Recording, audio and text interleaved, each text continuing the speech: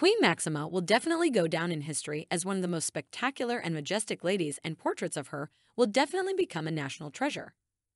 Today, we will look at one of the last official portraits of the King and Queen of the Netherlands, dedicated to the decade of their reign. King Willem-Alexander wore the same costume as at the coronation, except for the mantle. Incidentally, in the Netherlands, the monarch does not wear a crown during the coronation. The royal regalia lies on the altar along with the constitution. That is, the procedure has become more secular in nature, and the king or queen takes an oath. And if you are interested in the history, jewelry, and traditions of royal families from around the world, then subscribe to the channel. Many interesting stories await you. From the solemn but modest king, let's move on to the outfit of Queen Maxima. By the way, another interesting fact. The wife of the king in the Netherlands receives the title of queen, but the husband of the queen is granted the title of prince. For the occasion, Maxima chose probably the most expensive piece of jewelry from the royal treasury, the Stewart Parure, or as it is now called, the Dutch Parure. Stewart Parure got its original name because of the Stewart diamond that adorns the tiara. It is one of the largest and most valuable diamonds.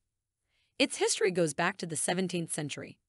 The stone was bought in 1690 and belonged to King William of Orange and Queen Mary Stuart, heiress to the British throne from the House of Stuart.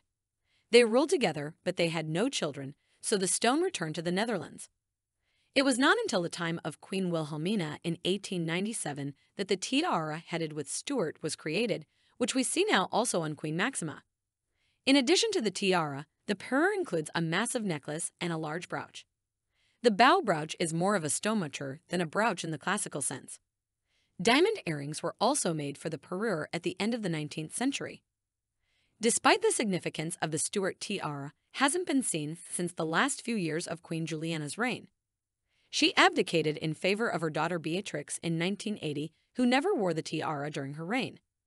The only hope now is that new Queen, Maxima, will be the one to bring it back into the limelight. Queen Maxima's wrists were adorned with bracelets of incredible beauty. On the left was a piece in the form of an elegant diamond lattice, made for Queen Wilhelmina in 1900.